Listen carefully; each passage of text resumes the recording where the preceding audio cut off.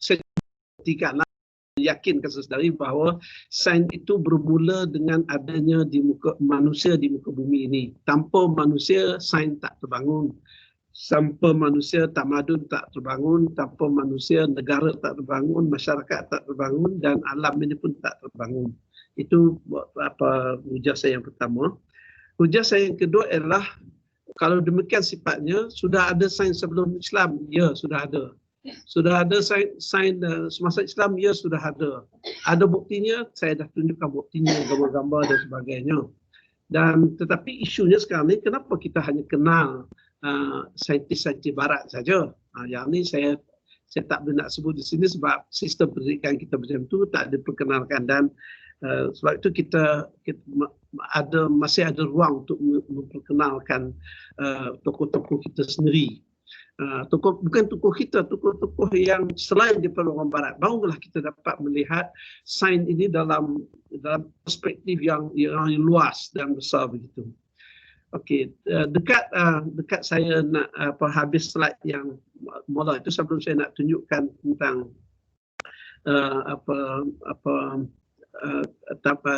tamadun Islam ini, saya telah menyatakan bahawa sebelum Islam ini, secara kalau ada bukti silakan bukti, tapi bagi saya dalam bacaan saya, sebelum kedatangan Islam, ilmu ini yang membangunkan sains teknologi, membangunkan apa sajalah, ilmu lah yang dikatakan ilmu itu adalah milik istana.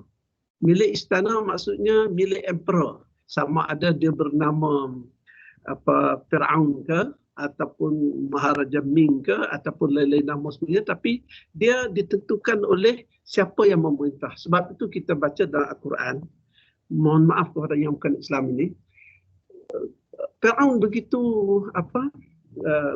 angkuh sehingga menyebut kepada Nabi Musa AS ni, ana rabbukumul a'la, akulah Tuhanmu yang maha tinggi.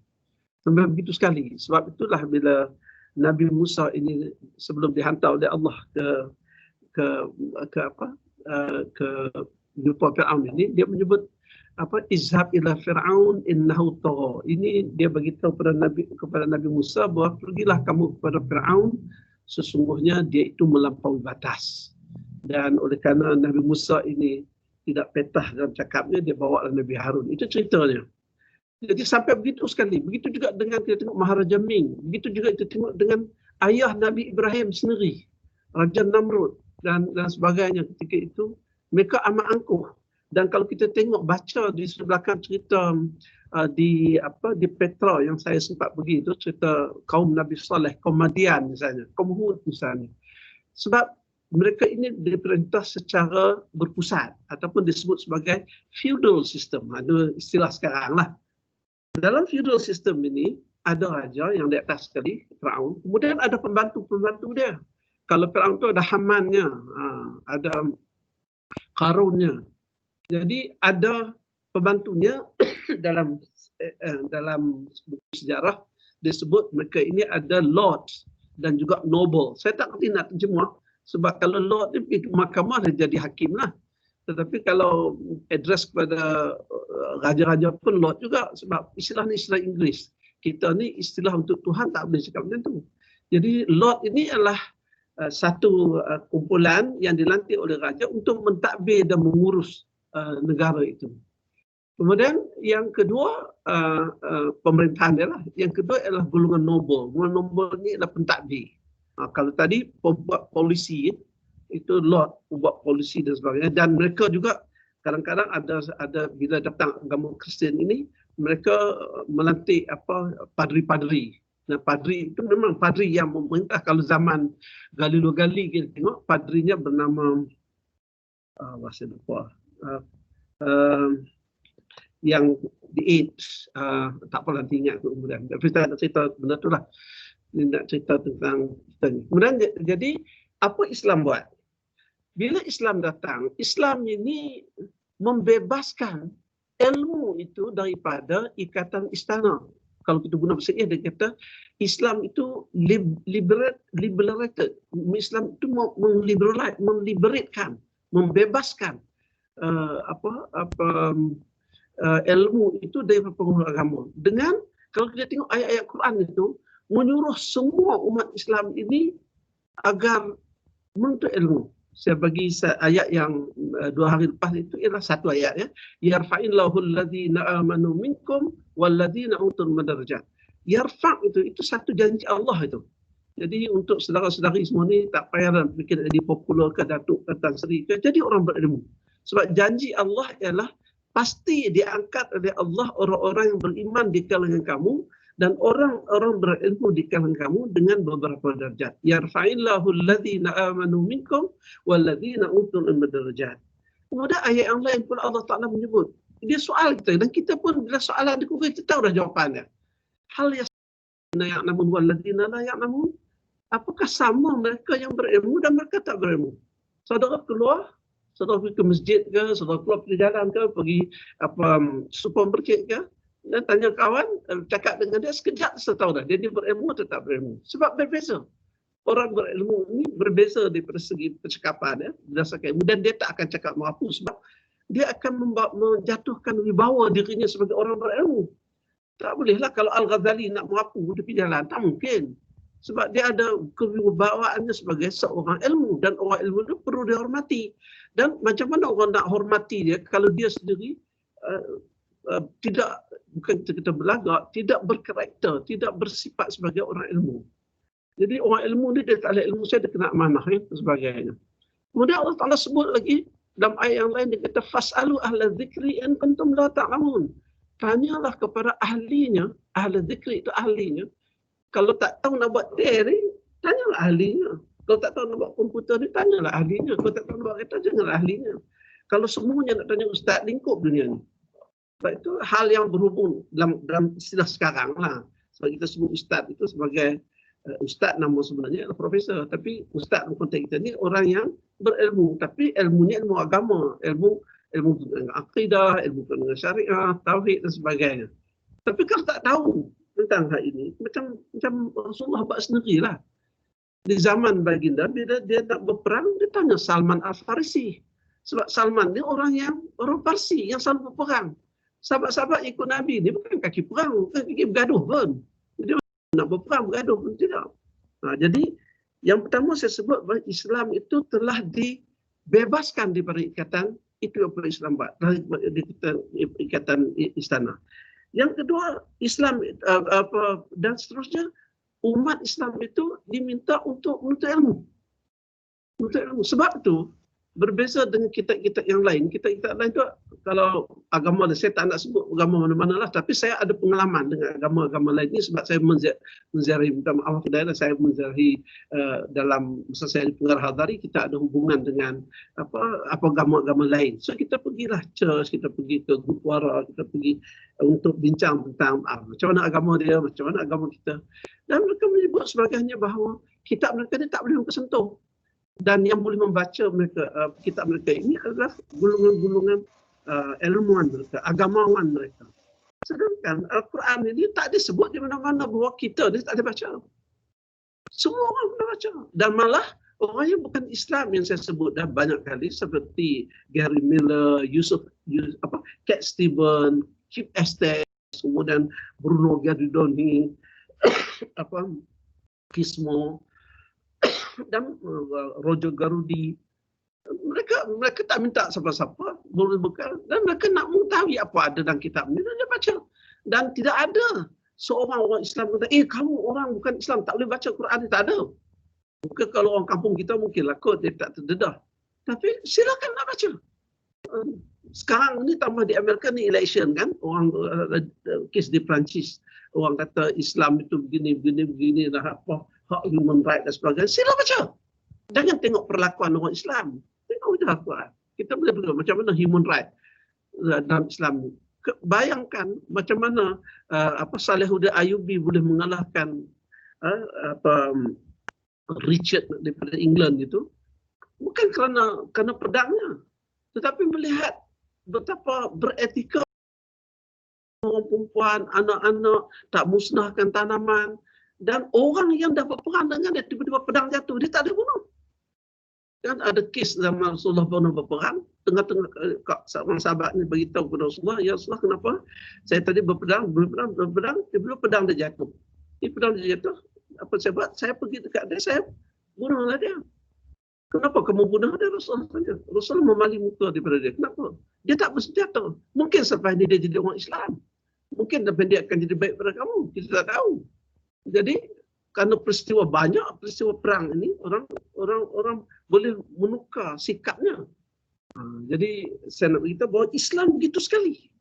Sebab tu kita dilarang untuk maki hamun orang. Mana ada orang Islam boleh maki hamun orang? Yang tak faham Islam tu, atas emosi, marah-marah tu, kita tahulah. Tak ada, tak boleh.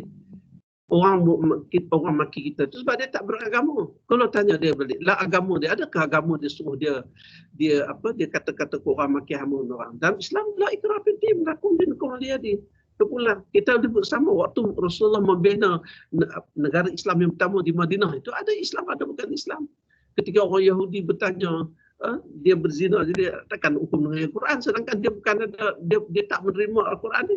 Ya kalau gitu hukumlah dengan agama kamu. Kamu ada agama, kamu kata jumpa kamu ni rahim orang berzina ni. Apa kata kamu tahu membunuh orang ni? Apa kata kamu tahu maki membunuh orang ni? Jangan tanya orang biasa. So begitu terbuka sekali.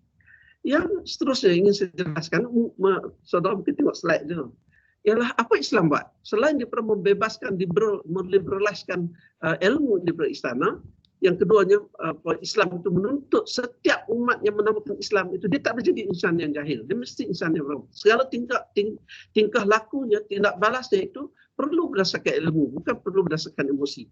Ya, tapi kita insaflah, kita bersedar sebagai seorang manusia, kita tak perfect sebagai Nabi. Jadi ada kelemahan, ada kesilapan. Kadang-kadang kita tersalah. Sebab itu ada yang disebut sebagai istighfar, yang disebut sebagai minta ampun, taubat dan sebagainya. Sebab ada manusia ini tak perfect, tak sempurna. Dan seterusnya adalah apa yang Islam dah buat. Saya dah tunjuk dah panjang. Mungkin tak perasan dah. Umat Islam telah membina sistem pendidikan. Masjid itu bukan menjadi tempat untuk duk wirid, semayang tu, tapi tempat di mana orang datang untuk menuntut ilmu. Orang datang untuk belajar. Orang mengenali siapa gurunya dan siapa muridnya. Dan guru pun mengenal muridnya. Saya baca tentang, dulu saya pengarah Syekh Nazari kan, saya banyak diminta menulis tentang Syekh Abdul Fahim. Dan dia menulis itu, Syekh Abdul Fahim ni ijazah dia adalah ijazah bersanad, belajar kepada 43 orang guru di Masjidil Haram dan Nabawi.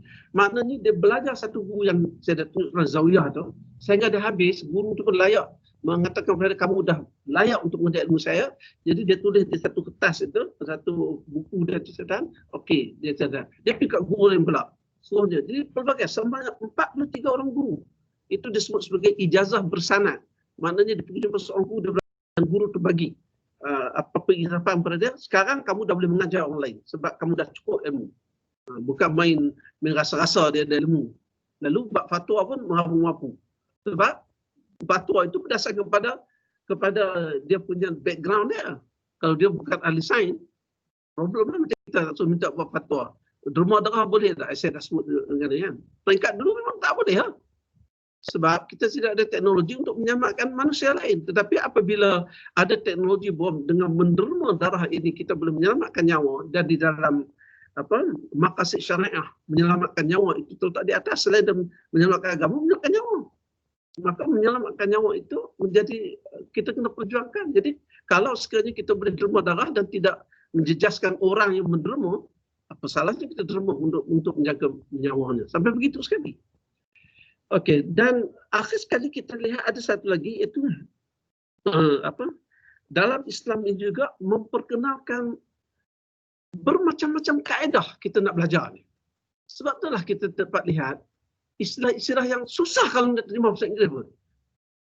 Majlis ta'alim, majlis tazkirah, majlis mujadalah, wajadilhum billati ahsan. Bermujadalahlah kamu, usrah, halaqah, berforum, berdialog, berbincang, kemudian yang disebut syura, macam-macam istilah digunakan dalam konteks untuk berhadapan dengan ilmu ini. Kalau tidak, kalau mereka ini takkan nak perkenalkan istilah-istilah itu. Itu pandangan saya lah.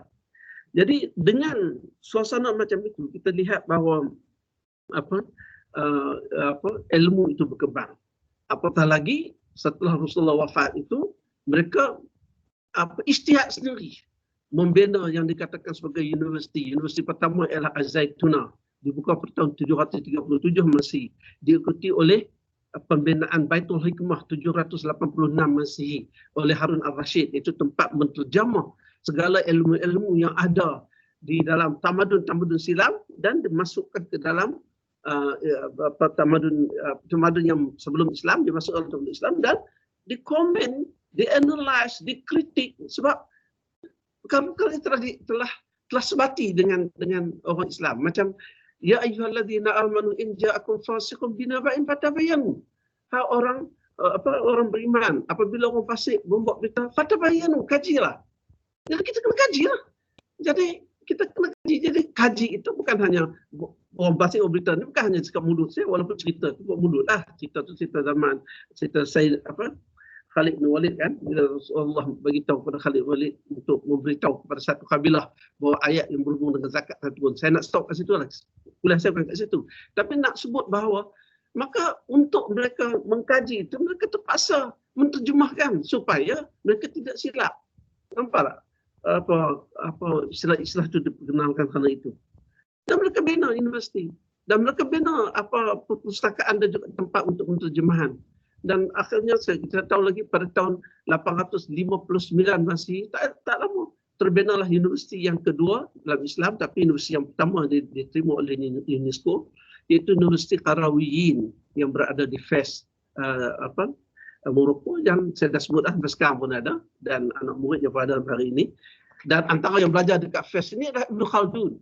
Kau baca Ibn Khaldun? Dia belajar kat mana? Dia belajar dekat Universiti Azhar dan juga ke Universiti Khaldun. Kalau Al-Khwarizmi, sebab Baitul Hikmah dibuka pada tahun 786 Masihi, dia meninggal, Ibn Khaldun meninggal, Al-Khwarizmi meninggal tahun 760 atau 860, tahun 840 dia telah dilantik untuk menjadi ketua kepada Baitul Hikmah ni. Bukan calon-calon orang tu. Nampak tak? Orang matematik yang itu dilantik dekat situ. Kemudian kita teruskan lagi, lalu yang ketiganya dibina Universiti Al-Azhar tahun 972 Masihi, diikuti oleh Universiti Sankore pada tahun 989 Masihi, dan dah establish ya. Jadi nampaknya dunia Islam ini telah membekalkan ilmu pada seluruh dunia ketika itu. Walaupun dunia tak sebanyak ini, tak seramai ini, tetapi mereka telah bergerak. Zaman Saidina Umar, Sa'ad bin Abi Waqqas dah sampai dah ke China. Dan mereka pun ada, walaupun ini disebut bukan hadis. Dia kata utubah ilmu walau di Sin, tentulah ilmu walaupun di China. Selalu saya bertanya kepada saya, nak tutup ilmu apa yang di China ni? Takkan ilmu yang berkenaan dengan tauhid, takkan ilmu dengan zakat, dengan solat. Tentulah ilmu berkenaan dengan orang Cina berperang, orang Arab berperang. Orang Cina berperang, dia buat tembak. Orang Cina berperang, dalam baju besinya itu dia ada kain sutra sebab teknologi sutra telah ada di negeri Cina. Sedangkan Rasulullah masih pakai kain kasar yang kesat itu, yang boleh pergilah dekat muzium di Turki, Top Kapi Museum kau nak tengok. Saya dah pergi tu, boleh sebutlah. Dia pakai kain kasar itu. Jadi mula belajar ke negeri Cina, belajarlah bagaimana mereka buat kain yang cantik ini letak dalam supaya mengelakkan daripada kalau ujung panah tu ada racun tu tak boleh masuk dalam badan kita sebab ada sutera yang melapik kat situ. Jadi belajar teknologi lah maknanya. Kalau diminta pandangan daripada Salman Al-Farisi, itu bukan ilmu yang berhubung dengan akidah, ilmu yang berhubung bagi teknik yang berperang. Lalu Salman Al-Farisi memberi pandangannya korek-parit. Maka dengan korek-parit. So bukan macam itulah. So jadi Datuk nak tanya, Datuk share slide ke? Tengah share ke belum share? Belum lagi. Saya tengah ulangkan apa yang saya bincang permulaan 2 hari lepas. Okey. Okay. Sekarang saya nak pergi sambung yang itulah. Kita berhenti dekat Ibn Haytham kan. Kalau boleh saya pergi kat Ibn Haytham lah ni. Baik, mana dia? Desktop tak keluar lagi. Itu desktop keluar, dia tak nak keluar pula. Dah boleh nampak dah Datuk punya tadi tu. Sekejap lagi keluar dah tu. Saya tak nampak. Tak keluar lagi ya? Kita memang nampak skrin Datuk lah sekarang ni. Datuk tekan je slide, boleh nampak kan sekejap lagi. Macam mana lah saya nampak ni? Sekejap. Saya tak nampak lah. Saya nak operate macam mana? Saya nampak lah. Yang ni ya? Dia lambat sikit. Tapi Datuk kena klik lah. Okey. Betul kan? Nampak dah. Nampak? Okay, saya sedang besarkan. Okey, saya berhentikan hari itu dengan Ibn Haytham. Ibn Haytham yang lahir pada tahun 965. Saya ingat ni sebab dekat-dekat dengan Universiti Azhar. Tahun 973 itu lahirnya Al-Biruni. Tahun 972 itu Universiti Azhar dibina. So Al-Biruni ini dia orang Uzbekistan daripada Birun. Sehari ini pun ada tempat ni masih bernama Birun. Dia punya kita governor di kawasan Uzbekistan zaman itu namanya Mahmud Ghaznavi. Ghaznavi itu satu bandar di Afghanistan namanya Ghaznaf. Sampai hari ini pun bandar itu masih disebut Ghaznaf. Jadi asal cerita dia memang tak nak cakap bahasa Arab sebab bahasa mak dia, ayah dia adalah bahasa Parsi. Dan dia bahasa Parsi dan satu lagi dia bahasa Sanskrit. Sebab itu dia boleh baca kitab Veda. Kemudian bila dia besar tapi tak ada cerita banyak berkenaan dengan latar belakang background dia tu. Ayah dia memang tak ada banyak. Hanya diceritakan bahawa dia ini daripada Abirun dan masa kecilnya dia menggunakan bahasa Parsi itu. Bahasa penting bahasa. Dan kita tak kisah belajar bahasa Inggeris, bahasa apa semua orang lain sampai terpaksa buat bahasa sendiri. Membangunkan bahasa sendiri ini. Kemudian barulah dia belajar Al-Quran dan sebagainya dan memanglah orang ni dulu kecil-kecil dia hafal Quran. Dia dalam umur belasan tahun tu dia hafal Quran dan dia menguasai bahasa Arab. Dan kemudiannya katanya tak sah ni orang tak kenal dia lagi ni. Orang tak kenal siapa Al-Biruni ni. Jadi Al-Biruni bandingkan dengan Al-Khwarizmi. Al-Khwarizmi lahir tahun 728, 24 itulah. So awal dia. 780, sorry. Saya silap tu. Jabir bin Hayyan 728. 780 lahir Al-Biruni. Al-Khwarizmi.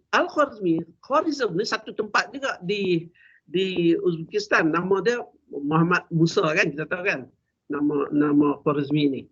So Khwarizm ni di zaman Al-Biruni ini dikenal sebagai bandar matematik. Saya nak sebut istilah matematik ini adalah istilah orang Greek, diperkenalkan oleh Aristotle. Sains tak ada, sains belum. Matematik ada. Istilah matematik yang bermaksud yang bila saya baca ada tesis pelajar PhD yang saya diminta untuk menilai tesis PhD itu dia buat tentang kajian debate ataupun bukan debate, correspondent between Al-Biruni dan Ibn Sina. Al-Biruni dan Ibn Sina ni ada sedikit perbezaan daripada segi bagaimana mereka melihat sains inilah. Tapi tak perlu saya bincang di sini. Bila dia sampai di Khwarizm itu, kebetulan pada masa itu kemudian datang tentera-tentera daripada Mahmud Ghaznavi ini datang dan kemudiannya menawan orang di situ. Dalam kita nak membesarkan kerajaannya hingga ke negara Islam sendiri pun dia ditawan. Dan di antara yang ditawan ini adalah Al-Biruni. Dan kemudiannya Al-Biruni ini dipanggil, kemudian pada peringkat awal itu memang nak dipenjarakan itulah orang tawanan. Tapi dilihat bahawa Al-Biruni ini cerdik. Lalu Mahmud Ghaznavi ini ambil dia dan ketika itu negara India di bawah jajahan Islam. Jangan lupa Taj Mahal itu dibuat oleh orang Islam masa itu. Dan banyak-banyak di negeri India, negara Ahmad Devat dan sebagainya itu adalah nama-nama Islam. So pemerintahan Mahmud Ghaznavi ini sampai ke negara di India sana. Jadi Mahmud Ghaznavi ini dia akan bawa Al-Biruni ini. Dia akan bawa Al-Biruni ini pergi rata-rata kerana dia boleh berbincang dalam kalau kita baca latar belakang Al-Biruni ni, dia dianggap sebagai polymath. Polymath ni orang yang banyak ilmu. Antara bidang yang orang kaji ataupun orang lihat dia ialah perbandingan agama. Sebab dia boleh memahami agama Hindu, agama Islam dan agama dia, dan agama Zoroaster daripada orang Iran yang menyembah matahari. So dalam dialog-dialog ataupun perbincangan selalunya orang jemput dia. Orang jemput dia untuk menerangkan tentang, sebab tu dia pun menulis 2 buah kitab. Saya lupa. Satu sebab dia bahasa Sanskrit.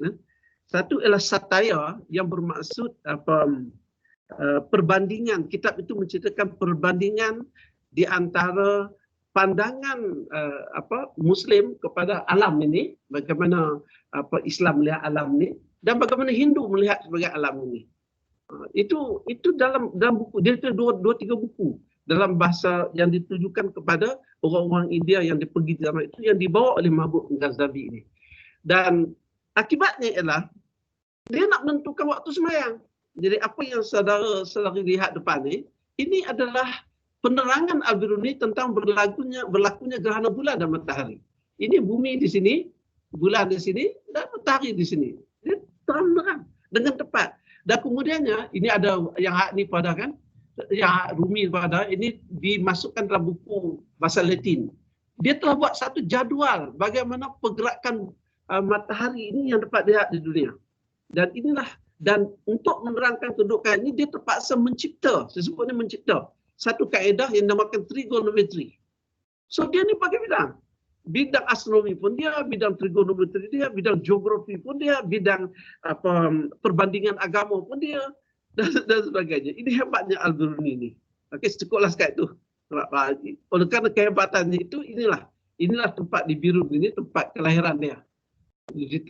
Dia sebut Tajik ni, tak betul. Tajikistan bukan dia. Sebab masing-masing mengaku.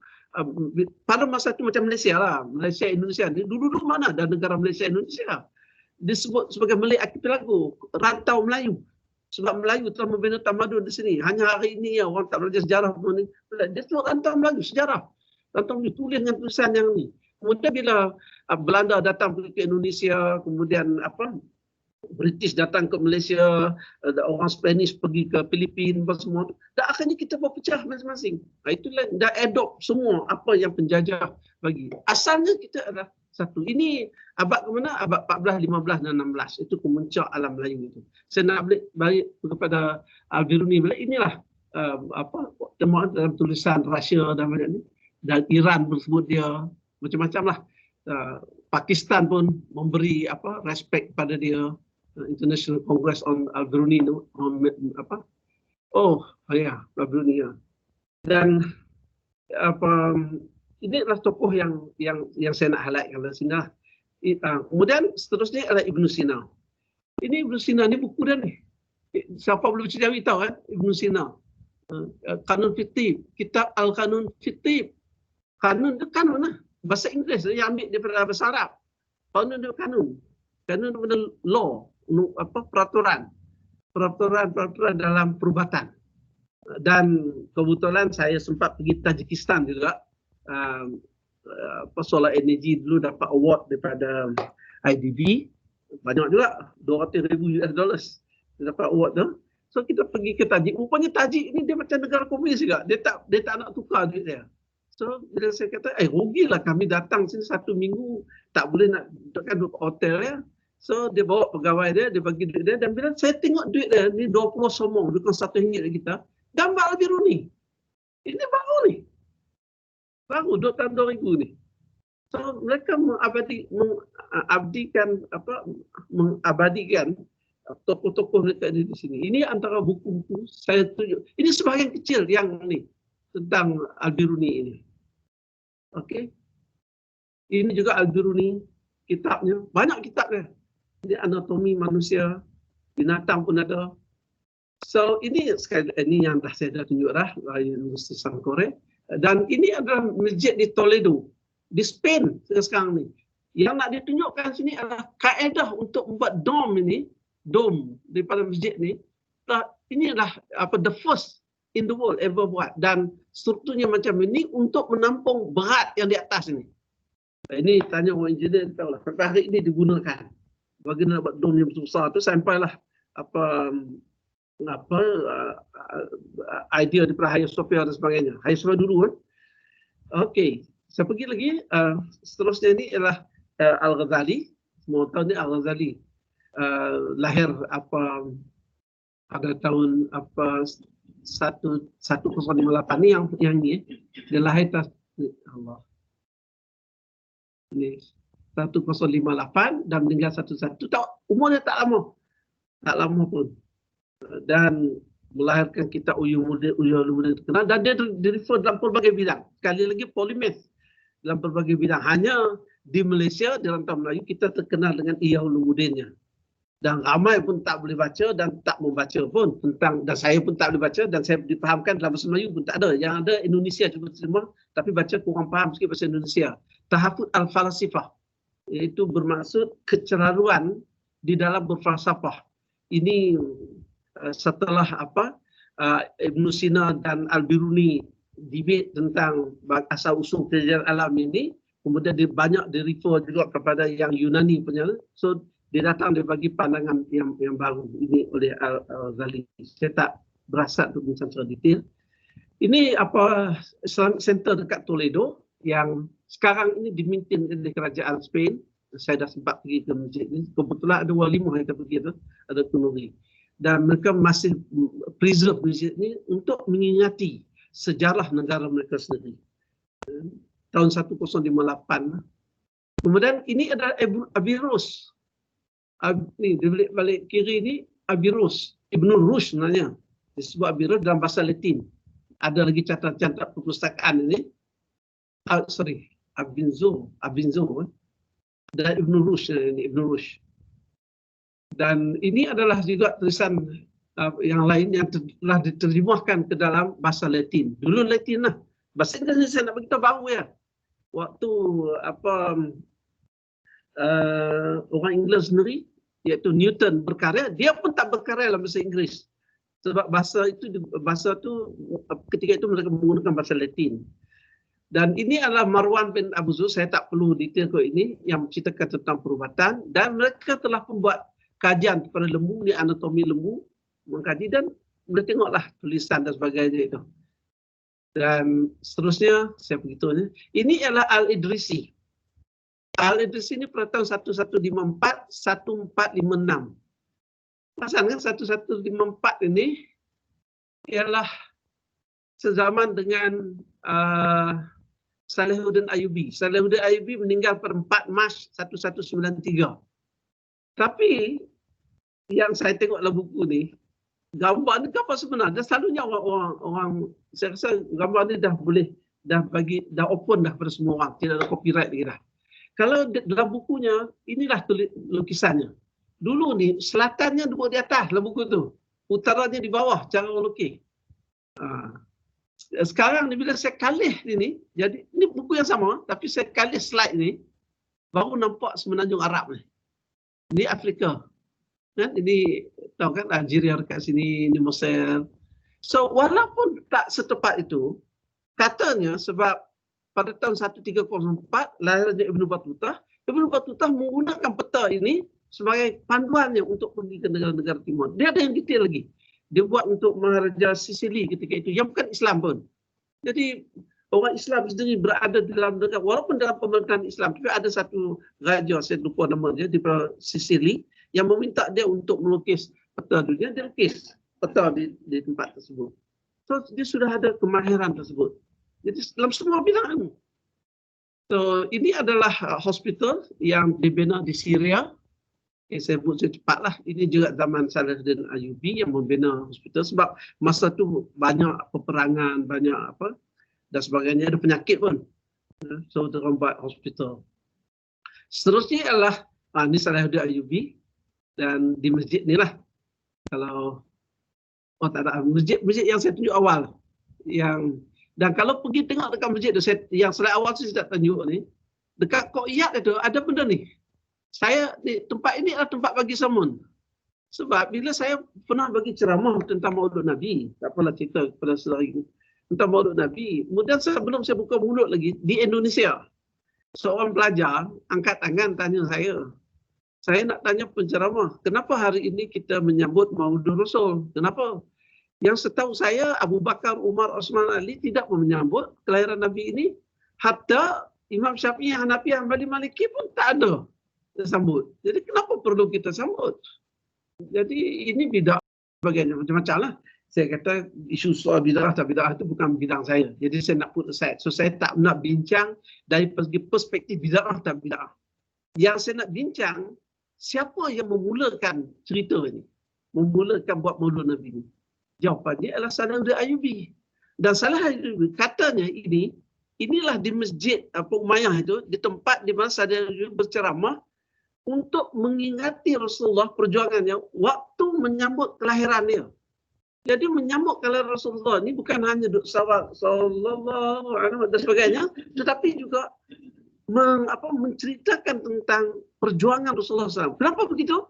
Sebab tahu, saudara tahu kan, 118385 depan itu. Itulah kota Baitul Maqdis ditawan oleh orang Kristian, dan pada 1193 ini dia meninggal pada 4 bulan Mac, 4 bulan April 1193 tu. Sebelum itu dia telah mengalahkan Richard Darrell. Jadi maknanya suasana zaman itu umat Islam dah haru-biru lah. Dan kalau saudari juga nak baca Matan An-Nawawi itu, Imam Nawawi, sebab Imam Nawawi lu mengajar kat sini. Tak ada tunjuk lah. So apa yang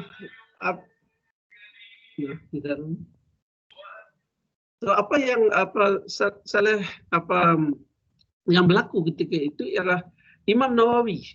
Imam Nawawi ini lahir 1233 dan meninggal 1277. Umur 44 tahun ya. Tapi zaman itu ketika Sultan Mazkur Zahir minta duit daripada masyarakat untuk membiayai peperangan ini, Imam Nawawi kata, habiskan di istana dulu. Kenapa kamu nak minta duit pada rakyat? Rakyat bukan kaya, rakyat bukan ada duit. Tapi bila nak berperang ya, kita bercakap tentang agama, tentang apa semua. Itu yang saya nak. Jadi Salahuddin Ayyubi dalam suasana dekat ni, sebab 1258, 1233, 1277. Jadi 1258 tu Imam Nawawi masih ada lagi lakukan mengalahkan umat Islam di Baghdad. Kenapa umat Islam boleh kalah sedangkan ada Quran dan hadis? Jawapannya adalah kerana pemimpin kita tidak amanah.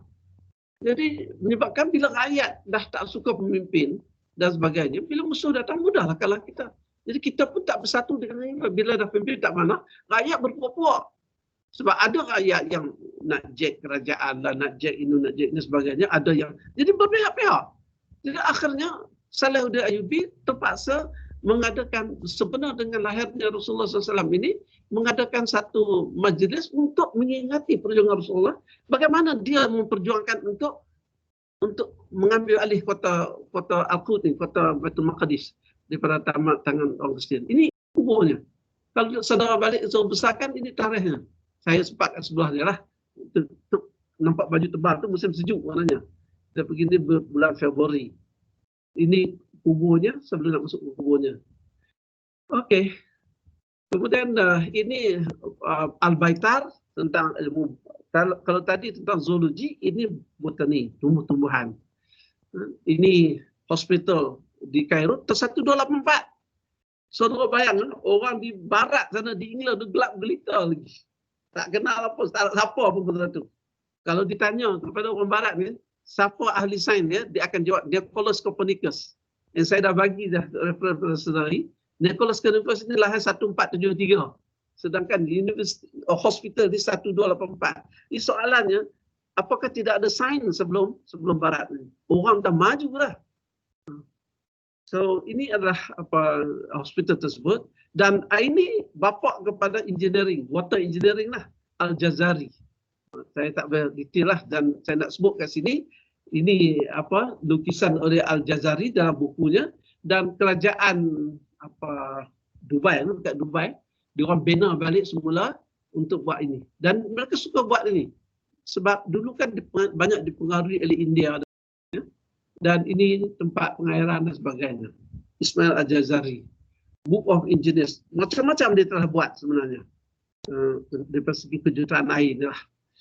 Okey, ini juga Ibnu An-Nafis. Kalau kita tanya kepada pelajar hari inilah, siapakah yang mula-mula memperkenalkan blood circulation, peredaran darah? Apa jawabnya? William Harvey. Sedangkan William Harvey lahir tahun 1800 lebih. Ibnu An-Nafis 1213. Selepas meninggalnya, dia pun tak berjumpa dengan Ibnu Sina. Dia banyak belajar daripada buku Ibnu Sina dan dia telah malah gambarnya disertakan dengan jantungnya, bagaimana jantung itu beroperate.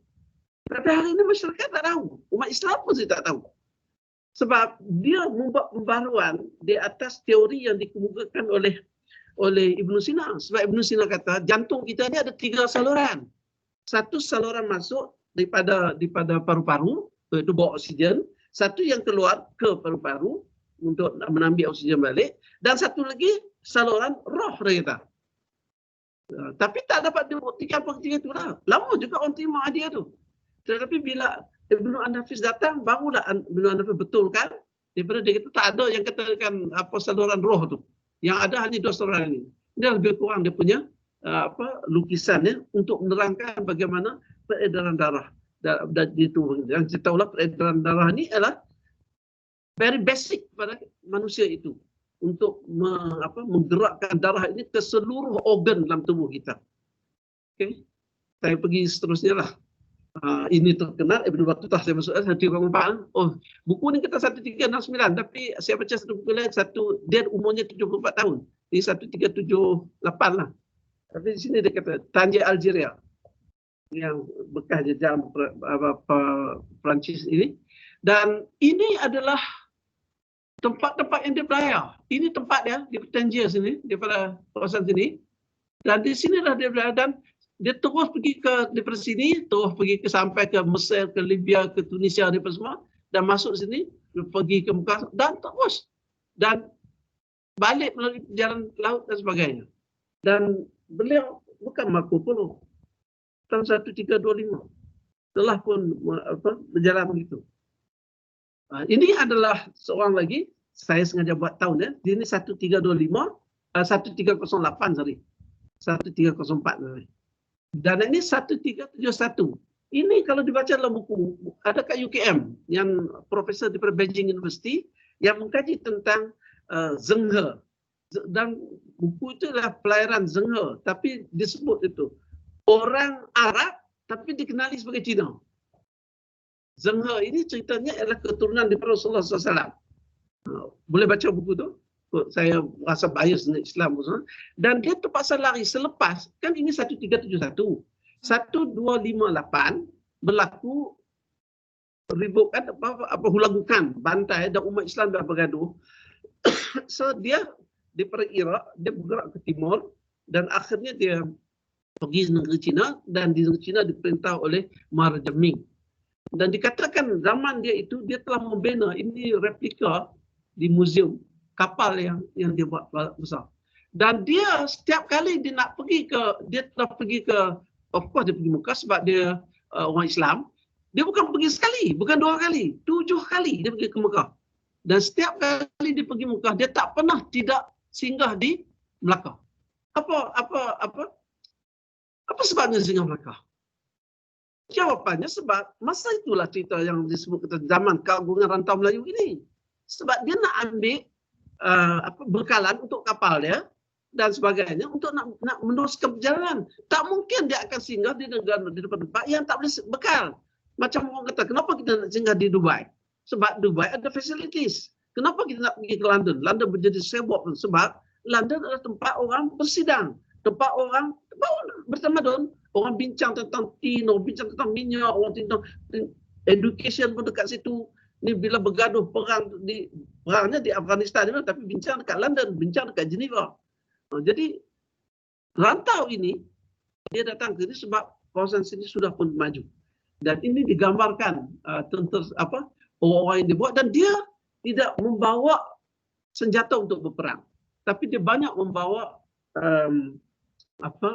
hadiah-hadiah. Di mana dia pergi dia akan tinggalkan hadiah. Mana itu sifat dia. Supaya bukan image conqueror. Hari ini orang suka kata the conqueror kan. Salahuddin Ayyubi the conqueror. Bila dia conquer? Dia hanya membebas anak itu. Tapi bila kita baca daripada perspektif mereka akan menyebut the conqueror. Okey, dan ini saya memang nak share dengan saudara sebab saya dah 4 kali ke tempat ini. Ini di Alhambra. Ini yang disebut sebagai Lion Clock. Ada 12 lion tu. Kalau bilang itu ada 12. Sebelum ni saya pergi dia belum siap. Agak sedih lah. Sebab katanya dulu ni lion ni dia ada mulut ya. Dia ada mulut dia kat sini. Ni mulut. Dia akan keluar air sini. Keluar air sini. Sebab tu kadang-kadang kita pun ada orang kata tak boleh simpan statu, haram. Banyak iblis datang apa semua dengan statu ni. Tapi saya tengok zaman-zaman dulu mereka letakkan ini di istana.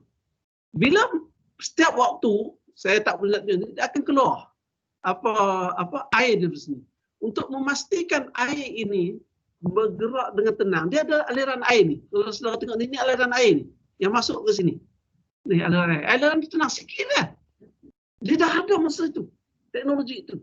Dan bila masuk pukul 3, maka harimau yang ketiga akan keluarkan dia punya air. Seterusnya gitulah. Ini tempat Istana Alhambra ini. Banyak tempat, ini salah satu. Saya nak tunjuk sikit lah. Ini hiasannya. Yang dia rata-rata ini sebagai emir daripada ini menulis wala ghaliba illallah. Tidak ada sesuatu kekuasaan yang melainkan Allah. Kalau kamu tengok ni hebat ni, sebenarnya kehebatan tu Allah lebih hebat lah. Dan ditulis ni. Kat sini ditulis, kat cacah ni. Ni pun tulis ni. Ni dia ni. Dan ini saya ambil kat sini. Dan setiap satu ni ditulis. Dan dekat tepi ni. Ditulis ni. Semua ni. Dengan kad yang cantik. Mereka sudah ada teknologi itu. Ini yang rosak. Dan cuba nak mereka orang Spain. Bila kita jumpa dia kata ini adalah peninggalan artifak kami punya tonek-tonek dulu yang mereka cukup hebat. Inilah saya sebut semalam tentang Generalife.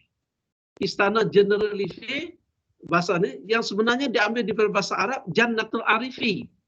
Dan ini kalau nak masuk dia tadi Palacio ni Palace. Palacio del Generalife. Dan kita ni pergi dipakai inilah pakai cordless ni. Supaya kita menyekat, kita duduk mana-mana pun kita boleh dengar. So, kita tune dengan channel. Ya. So, dia menerang pada kita. So, dalam istana ini dibuat oleh Sultan Abdul Rahman ini, Sultan Ismail ini, di mana Sultan Ismail 1314 ini, untuk membawa para ilmuwan ke istananya supaya menasihat dia. Maknanya dia ini rapat dengan para ilmuwan. Dia tak bukan rapat dengan ahli korporat. Dia juga tidak rapat dengan penyanyi pop, bintang filem. Ini tradisi. Mereka rapat dengan ulama. Hari ini kita rapat dengan korporat kan. Jadi akhirnya ke arah duit lah. Yang dibicarakan duit. Tapi kalau bersama dengan ahli ilmuwan, yang dibicarakan ilmu. Kebenaran. Hikmah. Wisdom. Itu yang dibicarakan orang ilmu. Sebab ilmu ini nak mencari kebenaran. Ini pemandangan dalam istana itu yang penuh dengan ini saya ambil sudut-sudut yang tak nampak apa. Tapi lihat sudut ini. Tengok kan? Ini ada tempat di mana atas bukit di belakang dia. Kalau duduk kat sini ni di belakang cukup cantik pemandangannya. Air yang mengalir ni dipastikan sedikit supaya tenang. Dan di sini ada mirror image. Gambar ni gambar baru. By my own camera. Sekarang ni dah digitize. Dan masuk dalam istana pula ini juga mirror image. Atas, bawah, kiri dan kanan. Cukup cantik tempat ini. Ini makna dibina tahun 1300, 1200. Dan Newton tak lahir lagi. Dan ini pemandangan luar bagaimana mereka mengadakan sistem pengairan untuk membawa air ke istana itu. Sebab istana ini penuh dengan air. Sebab di dalam taman, dianggap macam surga itu taman. Memang taman. Di luar pun, dan hari ini bila sebab dia orang terpaksa juga buat jalan pun dia pecah lah. So saya mengambil gambar ini nak tunjuk betul-betul pecahkan dia buat jalan. But masih ada kekal dan atasnya sebenarnya adalah untuk air mengalir. So air akan mengalir ke sekitar di palace itu. Ini pemandangan luar. Ini istana tadi di dalam, di luar. Ini taman dia. Bunga. Dan ini adalah di Uzbekistan, di Tashkent. Ulubek ini cucu kepada Amir Timur yang juga keturunan Rasulullah balik mak dia lah. Dan kalau dalam peta maps orang-orang astronomi ini, gambar dia akan ada kat situ. Sampai hari ini ada. Sebab mereka abadikan dengan bezanya orang lain semua dengan itu dia pakai serban dia lah. So asalnya ni atas bukit, orang nak bina bangunan.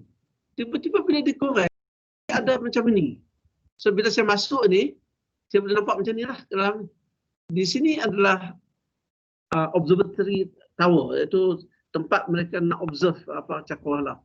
Dan ini pemandangan observatory tower yang dia bina dulu, tapi maknanya replika dia sajalah. Yang ni sebenar. Ini sebenar. Yang cuba digambarkan. Ini dalam sebuah museum yang cuba menggambarkan apa dalam kandungan itu tadi. Kalau saya pernah balik dalam ini, dan kalau dipecahkan itu kandungannya macam mana dia. Dan ini macam mana mereka dulu berbincang tentang subjek astronomi. Ini tahun 1400 dulu. Ini pemandangan luar tersebut. Itu Ulubek. Ini gambar saya sendirilah. Dan ini adalah di Turki. Ayah Sofia kebetulan pada 29 Mei ini mereka menyambut mereka bukan hari kebangsaan 29 Mei itu bukan hari kebangsaan Turki. Tapi mereka mengadakan majlis bagaimana Sultan Muhammad Fatih telah mengalahkan kota Constantinople. Of course, saya ambil daripada bahasa Inggeris, kita Muhammad Fatih conquer Constantinople and change it to Istanbul. Dan ini adalah kota yang dibina itu, dan ini adalah Hagia Sophia pemandangan daripada luar, dan ini pemandangan daripada dalam, dan sekarang sudah dijadikan masjid semula. Tapi waktu saya sampai tahun 2008 tu, yang ni tak ada masjid lagi, semua orang boleh masuk lah. Sekarang orang lain pun boleh masuk, tapi tempat musalah tak boleh. Tempat musalah di sini. Ini Baitul Mal dia, dan sini adalah mimbar tempat imam baca khutbahnya, dan ini tempat asalnya semayang, dan hari ini dah sudah menempah dekat sini. Dan baru-baru ni bila dibuka dia sudah keluar. Ini dibina asalnya tak tahu, tapi pada tahun 532 Masihi terbakar kerana berlakunya pergaduhan kaum. Pergaduhan antara rakyat dengan pemimpin, sebab katanya Sultan raja bermula dengan J. Raja dia itu nak kenakan cukai kepada rakyat, dan rakyatnya ribut, dan oleh kerana church ni tempat tinggal raja dan juga tempat tinggal padri ketika itu, maka diorang pergi, diorang bakar. So bila dah bakar tu, raja minta buat balik semula pada tahun 532 dan hingga 537, 5 tahun. Dan siap inilah. Dan sampai hari inilah, kalau ikut National Geographic, ada sedikit pembaikan dibuat untuk memantapkan strukturnya. Tetapi dia berada betul-betul dekat Laut Marmara tu, yang daripada kan Turki ini ada sebahagian di Eropah dan sebahagian di Asia. So kalau kita duduk di Eropah sana, kita boleh nampak Hagia Sophia ini. Begitu besar.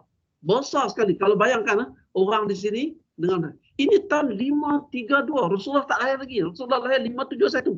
Ini 532. Berkurang dalam 40 tahun sebelum Rasulullah lahir. Dia orang dah dapat bina bangunan yang segitu hebat. Ini adalah disebut sebagai Tamadun Byzantium. Ini lakonan mereka lah.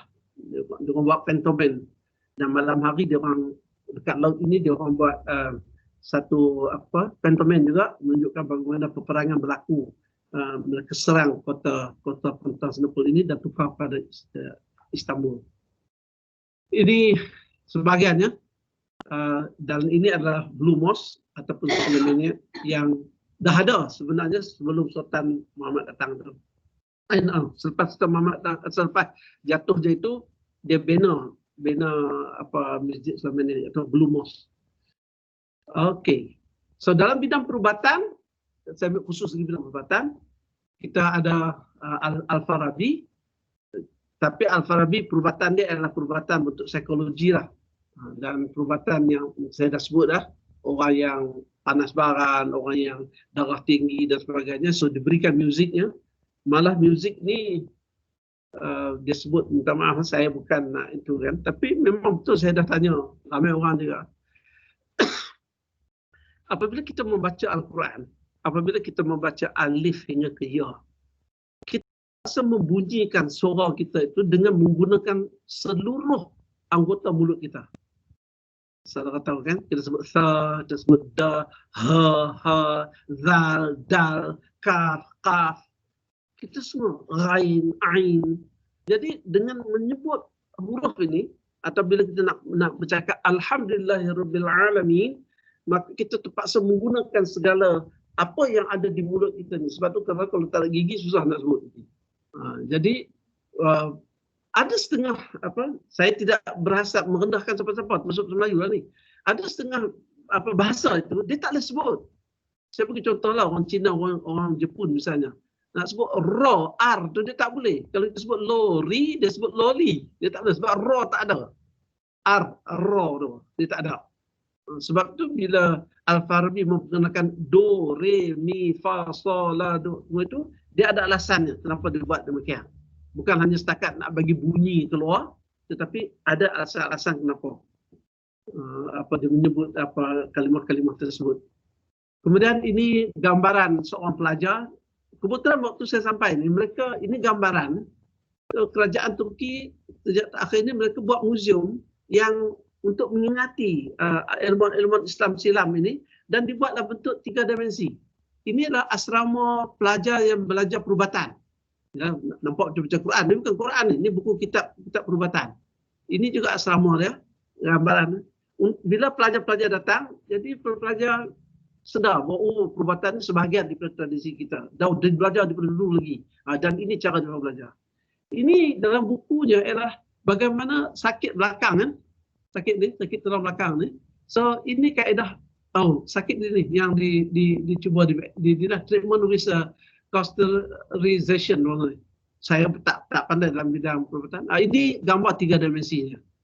Dan ini adalah mengambil venom, mengambil bisa daripada ular untuk dijadikan bahan perubatan. Ini sakit tumor di kepala dalam bentuk buku dia dan diterjemahkan ke dalam 3 dimensi. Dan ini adalah dislocation yang saya sebut tadi. Ini dalam bentuk buku. Nak lukis macam mana nak hilangkan dislocation susah kan nak lukis ni. Ini nampak macam orang mentang tapi orang ni berdiri sebelahnya. Tapi sebenarnya begini bentuknya. Kalau kita pergi hospital pun sekarang ni, instead of orang ni tarik ini, dia taruh weight kat sini kan. Maknanya kaedah yang digunakan oleh ilmuwan Islam tu masih digunakan. Itu instead of tarik belakang begini, dia tak gunakan weight beratnya.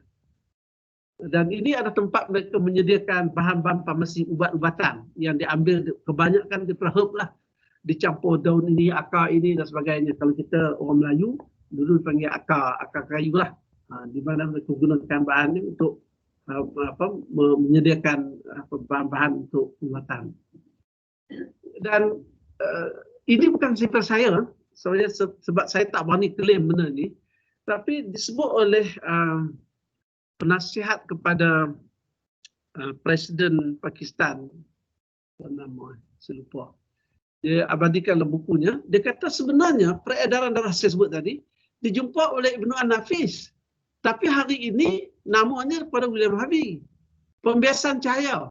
Ibnu Haytham, saya dah sebut dia lahir 1965. Tapi diceritakan orang oleh Sir Isaac Newton. Udara dan beratnya, malah zaman Islam dah cuba nak timbang berat udara ni. Al-Khazin. Hari ini terseli. Hukum graviti, tahulah gravitation law kan? Newton, tapi dah dibicarakan oleh Al-Khazin.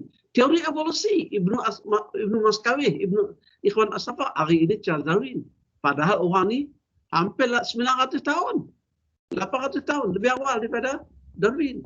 Prinsip astronomi, Al-Batani, Al-Farani, Ibnu Sina, hari ini Copernicus.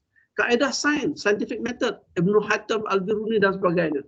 Dan hari ini tersebut Francis Bacon dan sebagainya. Sehingga saya baca orang, Tobihav ni pernah datang ke Malaysia. Pernah datang, orang ni masih hidup, dah tua lah.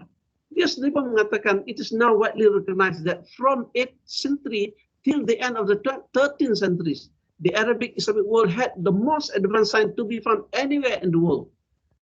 Mengikut Kram, ni saya ada buku ni, dia memang bahagian sejarah sains. Dia sejarah daripada segi alat-alat, sejarah pembinaan alat-alat saintifik dalam, tapi dia banyak membicarakan tentang peralatan di barat lah. Tetapi dia sebut The learning of Islam bridged the gap between science, the Hellenistic world, and that in the medieval world. Islam established in the 7th century conquered almost the entire Hellenistic world. Hellenistic world ni dunia sebelum itu. And within 2 centuries, established center of learning from Baghdad in the east to Cordoba in the west. So kalau orang katakan Islam itu teroris, Islam itu nak bunuh orang, macam mana dia orang boleh bawa orang? Sangat tu sebab tu saya kata ilmu ini tak sampai. Nah, orang Islam sendiri pun tak tahu benda ini. Jadi macam mana dia nak bagi tahu? Jadi bila orang kata human right, Islam tidak ada human right. Kalau tak ada human right, tak ada lah mereka nak boleh berkarya di negara-negara yang diestablish oleh orang Islam ini. Thomas Kuhn, kenal kan Thomas Kuhn orang ni? Muslim scholar first reconstituted ancient science, iaitu daripada sains sebelum Islam, translated Syriac version of original Greek text into Arabic, then they add contribution their own in mathematics, chemistry, optics. They made original and fundamental advances. To astronomy, they contributed both new observation and new technique for the compilation of planetary position. Yet the Muslims were seldom radical innovators in science theory. Therefore, Islam is very important primarily because it preserved and proliferated the record of ancient Greek science. Karena disebut kalau tidak ada Baitul Hikmah, mungkin kita pun tak kenal ancient teknologi di zaman Greek, di zaman Byzantium dan sebagainya. Karena mereka ini bawa terjemah, maka kita kenal. Malah orang-orang seperti Plato, Aristotle, Archimedes, Galen dan sebagainya diperkenalkan oleh orang Islam. Namanya lain sikit lah. Kalau dalam Al-Quran tu disebut Babil kan, untuk Babylon disebut Babil ya. Montgomery Watts, because Europe was reacting against Islam. Inilah disebabkan oleh Crusade War dan sebagainya. It belittled the influence of Muslim and exaggerate independence on Greek and Roman heritage. So today, important task for us is to correct this false emphasis and to acknowledge fully the depth to the Arab and Islamic world. Ini mereka sendiri kata. So saya ulang balik, inilah tamadun peradaban Islam yang dibangun berasaskan kepada sains teknologi. Jadi saya ingin memberikan, sebelum saya bincang sains tauhid, lepas ini saya akan bincang tauhid sampai akhir kuliah lah. Saya dapat bincang tauhid lah. Harap-harap saya lah. Okey. So kalau saya boleh sebut balik, maka apa yang Islam lakukan, kita sudah ada tamadun Mesir, kita sudah ada Mesopotamia, tamadun di lembah Indus, tamadun Yunani, tamadun Cina. Saya merahkan tamadun Maya sebab tak ada. So orang Islam bawa semua ini kalau dalam masa 571 hingga 1492, 571 Rasulullah 1492 ialah kejatuhan Andalusia pada 1 Januari 1492. Lepas itu tak ada. So daripada sini maka kita perkenalkan tamadun Barat datang. Tetapi orang Barat tak mau iktiraf ini, dia ambil ini daripada Barat ini terus dia ambil ke sini. So mereka kenal Aristotle dan sebagainya, tapi mereka tak mau. Sebab mereka mengatakan, tapi nanti saya akan sebut kemudian, mereka tak boleh elak. Tahu kenapa? Saya bagi 3 alasan untuk petang ni lah, untuk fikir. Pertama ialah, Ibn Sina, Ibn Rushd, dekat London ada, dekat Amerika semua ada. College Ibn Rushd, College Avicenna, College, semua sampai mereka sendiri membina. Yang kedua, istilah-istilah yang mereka gunakan hari ini dalam sains, walaupun mereka tak terima, tetapi mereka sebut algoritma. Cuba tanya, siapa itu algoritma? Jawapannya algoritmi. Saya sebut chemistry. Chemistry itu dari mana? Tapi dia tak nak cerita. Kita sebut alembic, satu alat kimia namanya alembic. Alembic itu daripada natrium. Natrium itu daripada bahasa apa? So, alasan-alasan yang cukup basic yang mereka nafikan itu. Malah kalau tidak ada orang Islam memperkenalkan istilah-istilah itu, mereka pun tak ke mana. So di zaman Greek ini, mereka melahirkan orang seperti Pythagoras dan yang saya sebut tadi ya, Pythagoras, Hippocrates, Plato, Aristotle, saya nak tambah kat sini. Dan Islam melahirkan Jabir bin Hayyan dan sebagainya. Western scholars terakhir, cuba tengok tahun dia. Tahun ni 569 sebelum Masih Islam Mesir. Kemudian yang ni panjang sangatlah yang saya sebut tadi. Yang 721 ini Safiyah Jabir bin Hayyan Al-Khwarizmi 770 840. Dia meninggal 440, dia jadi pengarah Baitul Hikmah pada 820. Yaqub Al-Kindi, Zakaria Al-Razi sebagainya. Kemudian baru di barat, sengaja saya mulakan dengan mereka klaim sendiri. Siapa pengasas sains? Nicholas Copernicus, Francis Bacon, Kepler, Galileo Galilei, Newton, Auguste Comte, Maxwell, Planck, Einstein, Pauli dan sebagainya lah. Ya ini semua dah, kalau orang fizik semua kenal orang ni lah. So, jadi kalau saya boleh nak sebut ni, antara tokoh ni saya ulang balik itu untuk catatan saudara-saudari. Dan saya nyatakan tokoh yang tak boleh nak masuk dalam slide tadi, yang dilahirkan oleh Byzantium. Seperti Didymus, Artemius, Justinian. Justinian ini yang 532 ni. Yang bina Hagia Sophia balik ni. Kemudian itu Pius Ascalon. Kemudian terusnya di 570 ni John Philotomos, Isodin dan sebagainya. Boleh terima lah mana-mana buku. Dan tokoh-tokoh barat, Nicholas Copernicus, Francis Bacon sebagainya. Yang Islam saya dah sebut panjang lah. Malah tak cukup muka surat lah kalau nak sebut banyak. So kesimpulannya, sains teknologi ini bukan bermula di perang barat. Dia bermula sejak manusia ada di muka bumi ini.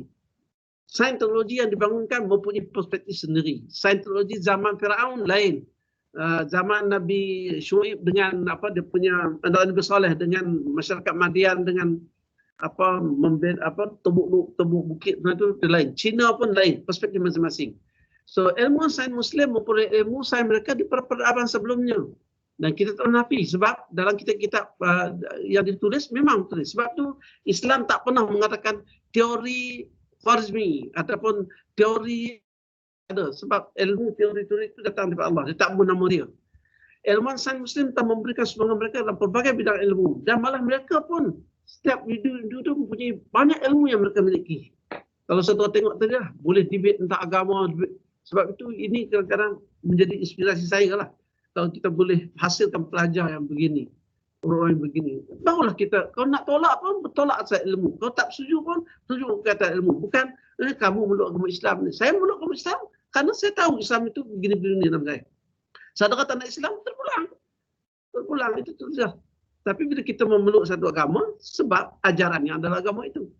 So mereka merupakan pengasas kepada sebagai ilmu sains dan memberi sumbangan baru dalam ilmu-ilmu lainnya. Ilmu sains merupakan tuntutan dalam peradaban. Kalau tak ada sains tak boleh. Sebab Islam ni tak bangun dengan ilmu ain saja. Macam mana nak perang kalau sekiranya tidak tahu nak buat nak panah, tak reti nak buat perisai, tak reti nak buat tombak saja. Kaedah sains dikenalkan oleh umat Islam lebih awal daripada sains barat. Malah orang barat yang ambil. Sains yang dikatakan sains gelap barat itu sebenarnya yang gelap orang barat. Tetapi orang yang tidak barat dia tak gelap sebenarnya. Kita boleh membalikkan keunggulan sekiranya kita letakkan sains kini dalam acuan kita sendirilah. Okey, itu adalah yang saya nak ini. Saya ada satu lagi untuk petang ni.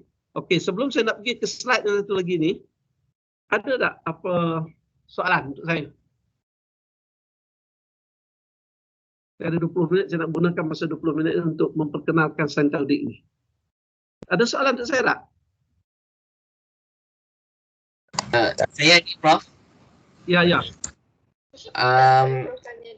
Macam mana saya ada dengar yang ada yang berpendapat bahawa Ibnu Sina di penghujung riwayat dia murtad. Saya nak tahu sejauh mana kebenaran. Yalah, ini macam saya lebih suka menggunakan perkataan yang lebih luas. Kadang-kadang kita ni orang yang berbeza pandangan dengan dia sikit, kita murtadkan orang. Dia nak jadi murtad tu apabila dia menolak rukun Islam. Dia tak percaya kepada Allah, dia tak percaya kepada malaikat, dia tak percaya kepada kitab, dia tak percaya kepada akhirat.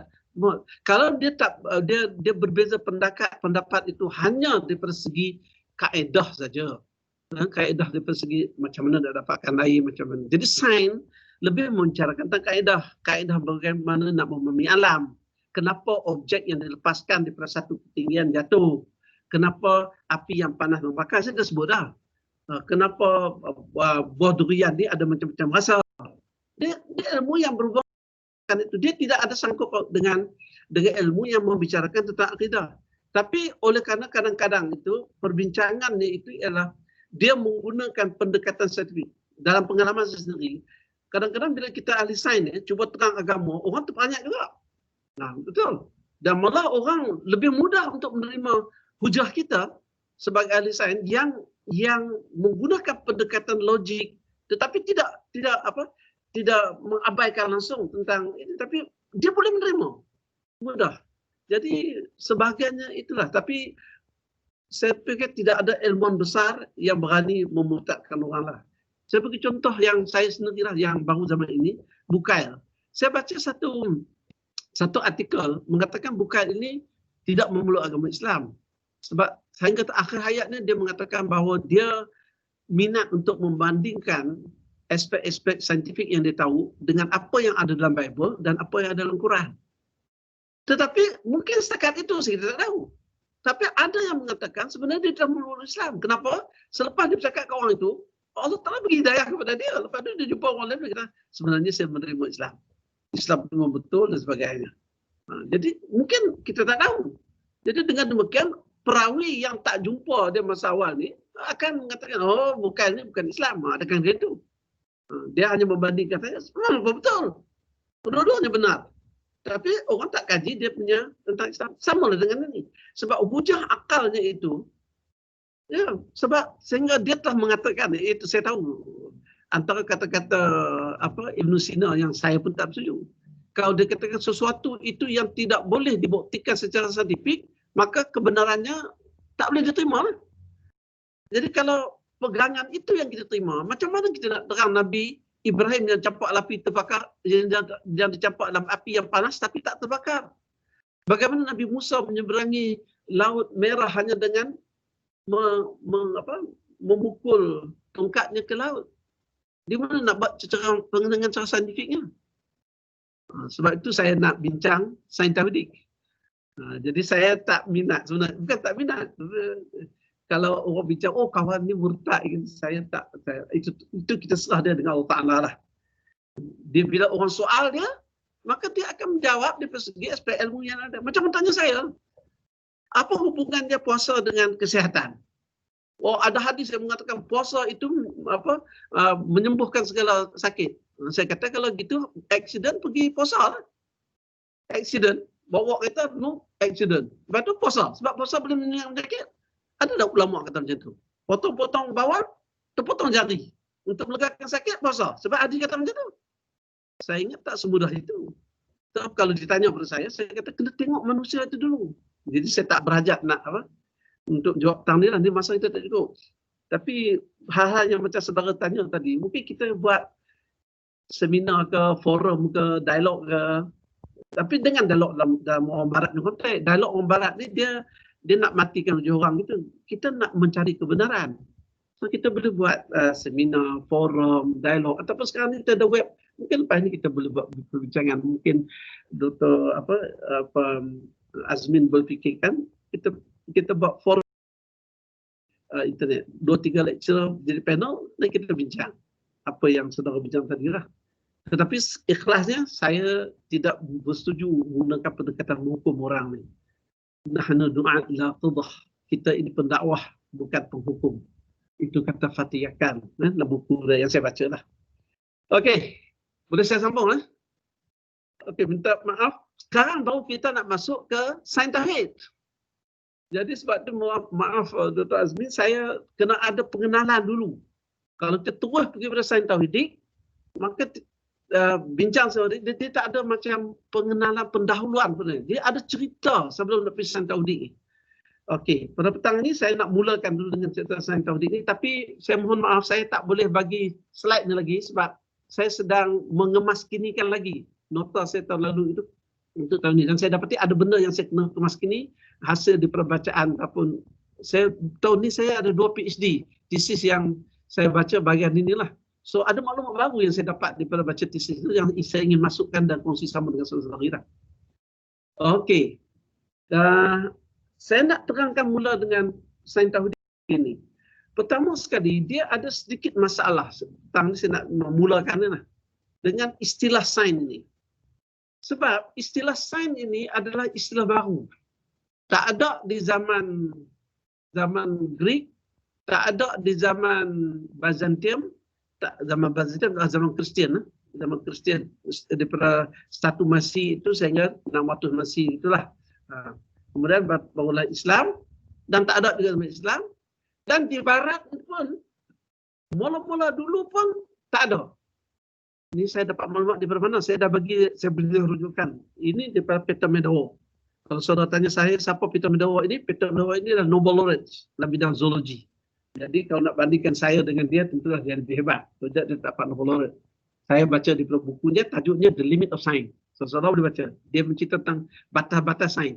Tapi bila saya pergi kepada Islamic Heritage, Peter Medawa ini termasuk dalam saintis Muslim. Kerana dia memeluk agama Islam di akhir hayatnya. Saya nak stop dekat situ sebab saya tak nak pergi baca itu apa yang saya baca tidak secara langsung, tapi sebab saya nak tahu siapa dia, apa Peter Medawa ini. Sebab kita nak buat sesuatu itu, kita kena mulakan dengan ta'rif. Ini diajar di Islam. Kalau saudara baca hadis matan Nabawi, hadis yang pertama ialah innamal a'malu binniyat, iaitu penting ada wawasan dan gagasan. Saya bagi kuliah pukul 4 hingga pukul 5 hingga 7. Kalau tak ada wawasan, tak lemah semangat kita. Jadi kita kena tahu, kenapa kamu nak berhijrah ni? Kalau kamu nak hijrah kerana Allah wa Rasulihi, kamu akan dapat Allah wa Rasulihi. Kalau hijrah kerana untuk dunia yang kamu miliki, ataupun kamu nak mengawini seorang wanita yang kamu nak kahwini, insya-Allah kamu dapat. Tapi akhirnya orang panggil muhajir al-muqis. Orang berhijrah kerana nak kahwin dengan muqis kan. Jadi kita kena hadis yang pertama. Hadis yang kedua ialah hadis yang berhubung dengan memberi takrifan. Datang seorang yang pakai jubah putih, tak berjalan jauh, tapi orang hitam, tetapi tak ada pun nampak dalam berjalan jauh. Nabi bersama sahabatnya dalam majlis, dia datang duduk ke depan Nabi, kemudian dia tanya Nabi, bagi tahu kepada aku, apa itu Islam? Lalu Rasulullah menjawablah, Islam itu kamu mengucap syahadah, kamu syahadah, solat, zakat, haji, puasa. Kemudian cerita kepada aku tentang iman. Dia beritahu tentang iman. Kemudian tanya tentang ihsan. Kemudian tanya tentang bila datangnya hari kiamat. So apa yang saya dapat daripada perbualan ini adalah hadis yang kedua ini adalah hadis yang merujuk kepada ta'rif. Jadi kalau orang tu tak terima rukun iman, maka dia bukan Islam lah. Tak terima rukun Islam, maka dia bukan Islam lah. Jadi kalau dia terima, tapi kerana dia berpandangan berbeza sikit dengan kita, dia masih Islam. Dia bukan, tak boleh hukum orang begitulah. Okey, jadi saya nak pergi kepada apa itu sains. Jadi saya bertemu di buku ini mengatakan bahawa sains itu ilmu istilah baru yang diambil daripada bahasa Latin. Istilahnya adalah scientia. Dalam ada 12 istilah. Boleh nanti saya tak tahu sama ada tidak nota sini. Yang keduanya istilah sains kemudian dijadikan sains. Istilah sains dalam pertulisan Barat bersifat sekular, maknanya Tuhan tidak ada, budaya tak boleh masuk campur. Agama sains itu perlu dipisahkan daripada aktiviti agama, budaya ataupun apa-apa saja nilai insan, tak boleh. So Islam ada agama yang amat mementingkan nilai, jadi macam bertentangan. Sebab itu kita perkenalkan sains tauhid. Saya tak pergi jelas di buat sains tauhid, hanya saya nak buat sebagai pembuka kata, ada perbezaan di sini. Ada dua entiti saja di dalam sains Barat ini. Satu ialah manusia, yang satu lagi ialah alam ini. Bagaimana manusia ini melihat alam? Api yang panas membakar dan mengambil intibar. Pisau yang tajam memotong. Air terjejang tidak akan putus. Pokok memerlukan air untuk membesar. Itu semua ilmu sains antara dia dengan apa yang diperhatikan dengan alam. Tapi dalam Islam dia ada 3. Tuhan ada, kemudian alam, kemudian dia dengan manusia. Dia dengan Tuhan, dia sebagai hamba. Alam juga adalah hamba Tuhan. Dan alam ini dijadikan untuk manusia memanfaatkannya. Jadi manusia mesti faham. Jadi saya tak begitu. Jadi ada 3 entiti itu dalam Islam. So bagaimana istilah sains Islam? So ini ada masalah sedikit. Kenapa? Dia ada cerita dia. Okey, ceritanya begini. Nanti saya ada slide lain akan pergi cerita ni. So istilah sains Islam ini, bila kita sebut sains Islam dalam bahasa Arab, dia akan jadi al-ulum al-islamiyah. Al-ulum al-islamiyah bermaksud the science of Islam. Because ulum itu sains. Itu jadi kelang kabut sikit. So istilah dalam bahasa Melayu kita sebut Islamic Science, dalam bahasa Arab sebut al-ulum al-islamiyah, tapi maksud Islamic Science kita ialah Islam yang bertuhan. Sedangkan makna dalam bahasa Arabnya al-ulum al-islamiyah itu ialah the science of Islam. Ilmu-ilmu yang terdapat di dalam agama Islam. Ada itu ilmu perundangan, ada ilmu yang berhubungan dengan faraid, ada ilmu yang berhubungan dengan muamalah, ada ilmu yang berhubungan dengan ibadah dan sebagainya. Merangkumi semua aspek ilmu. So, tapi dalam konteks kita ni, ilmu sains saja, ilmu yang berhubungan dengan alam tabi'i saja. Sebab itu lebih sesuai lah kalau kita sebut sebagai ilmu alam tabi'i atau sains tabi'i. Saya nak sebut ni sebab tu, waktu saya belajar dulu, sampai ke universiti sebenarnya, sampai ke tingkatan 6, kami masih belajar geografi itu sebagai ilmu alam. Tapi sekarang tak, sebab kita tak belajar ilmu alam sebenarnya. Sebab alam itu termasuk alam barzakh, termasuk alam akhirat. Kita yang kita belajar ialah tentang geografi. Geo itu maksudnya bumi. Kita ajar tentang bumi saja sebenarnya. Jadi hari ini kita temulah jangan ilmu alam tapi ilmu geografi. Sama dengan matematik. Dulu dia kita sebut ilmu hisab. Dan bila ilmu hisab ini termasuklah ilmu hisab, hari perhitungan ya.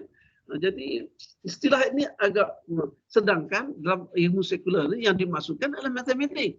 What is mathematics? The science of quantity, saya dah sebutlah. Ilmu yang berhubung dengan quantity. Dan hari ini telah jadi the science of quantity and structure.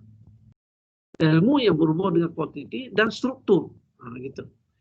Okey, jadi kaedah ini kurang tepat untuk kita bincangkan sebagai sains Islam. Jadi isu pula. Tapi saya sebut nanti ada sebab kenapa istilah-istilah ini diperkenalkan.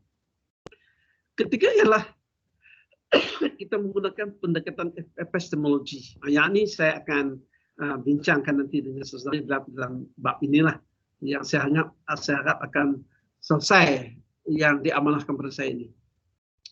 So, apa yang berlaku sebenarnya?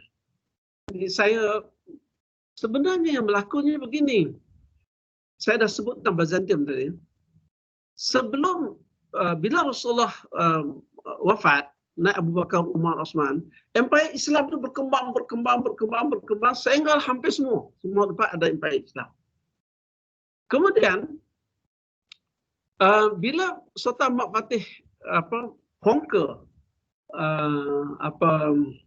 kota Konstantinopel ini, saya tak lengkap lagi nota ni saya bagi.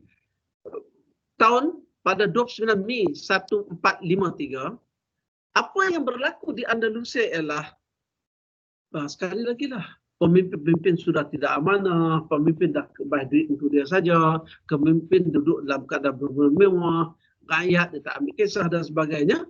So, Islam dikalahkan. Pada bila? Pada 1 bulan Januari 1492. Cuba tolak 1492, tolak 1453. Tak sampai. Sekitar 40 tahun. Selepas jatuhnya Islam, ini saya tak nak sini ya. Selepas jatuhnya Islam di Andalusia, atas semangat perang salib, crusade tadi, mereka datang ke negara-negara lain. Sebab center-center seperti ini, yang Islam jatuh satu demi satu.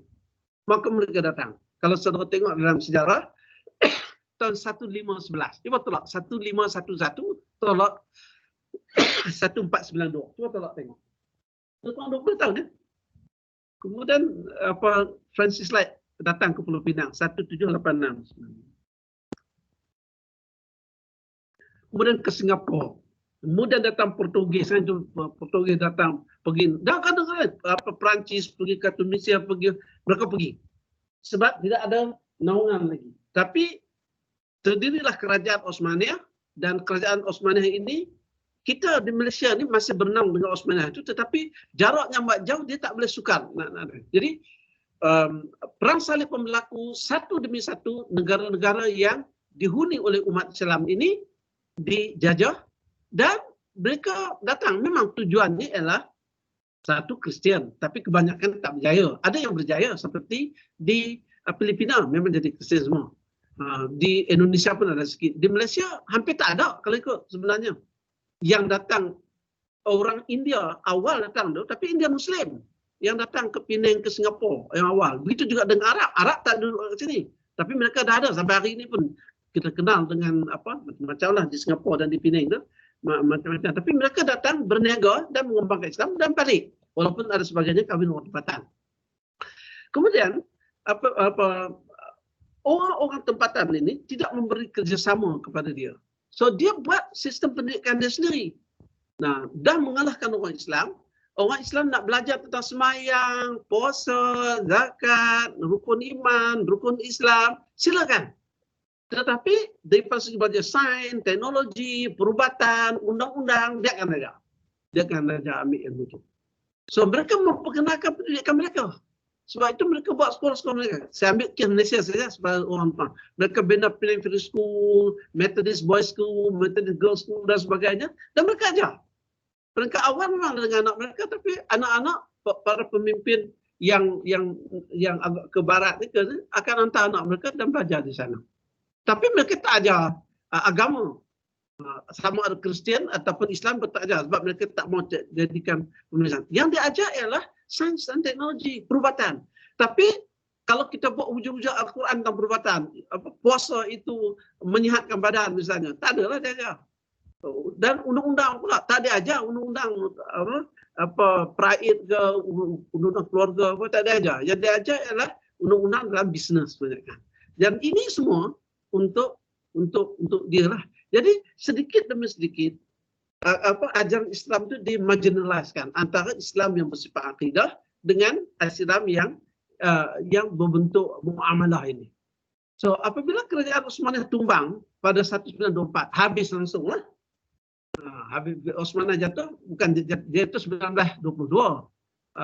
Kemudian Kamal satu ambil alih dan Kamal satu declare pada 1924 itu tak ada lagi kerajaan Utsmaniyah. Maka kerajaan-kerajaan yang negara-negara yang bernaung di bawah kerajaan Turki ini terkapai-kapai.